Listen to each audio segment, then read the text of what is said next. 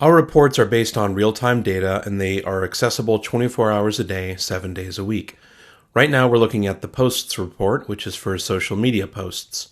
There are 3 sections you can look at within the reports.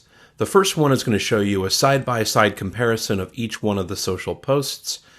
Give you a real quick rundown here of the clicks, for example, the publish date, and what the message was. That way you can kind of look for standouts, and if you see a big one here where it got 38 clicks, keep in mind this is a demo account, so these aren't really live social media posts, and they aren't getting a lot of activity.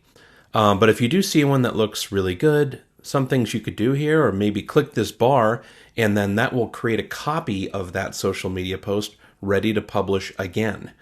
You can also look here, this is a stacked bar chart, so you can see this purple one up here is an engagement. As we scroll down, you can also see a timeline of your post performance. So this middle section here is going to show you over time, and it will start with the beginning of the date range that you've selected for your report, finishing up with the current time. This way you can see where the high points were within that timeline. You can even hover over it and see what the exact metrics were. We aren't getting a lot of data coming into our demo account because there's really no activity on it.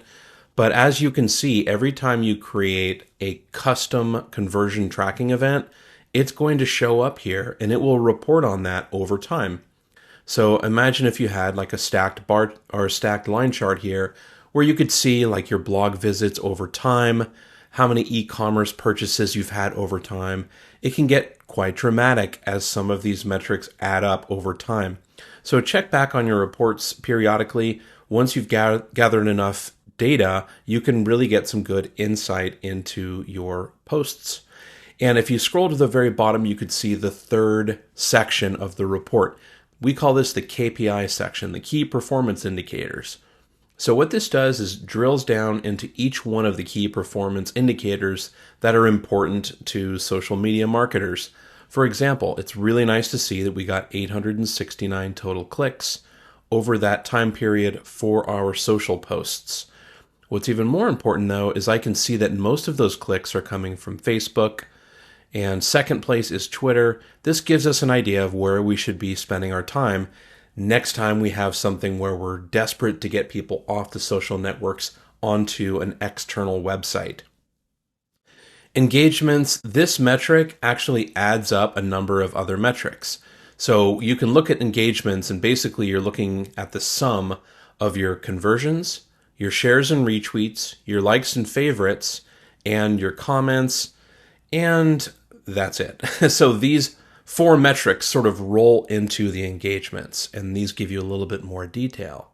So scrolling down, each one of your custom conversion tracking events, like store visits, e-newsletter signups, all of these custom tracking events are tracked at the gross level and the detailed level. So you can look at like how many total e-newsletter signups you had, as well as where they're coming from.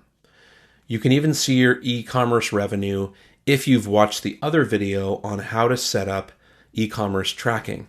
So this is done in the conversion tracking section of Workspace Preferences.